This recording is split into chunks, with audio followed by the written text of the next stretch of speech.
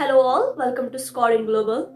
Today we will see background required to become IT engineer. Do you know what should be your minimum qualification to become software engineer? Very interesting. Am I correct? IT is any graduation. Honestly speaking, you must be a graduate. BA, BCom, BSc, BE, BTech, MTech, ME, MCA, MBA and so on. Please visit our Instagram and performance link is given below and carefully observe qualification of a candidate. Do you know the interesting point?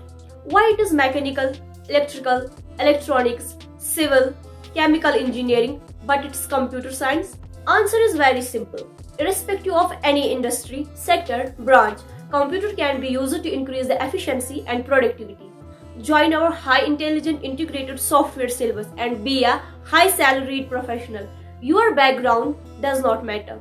Thank you for watching us. Have a great day.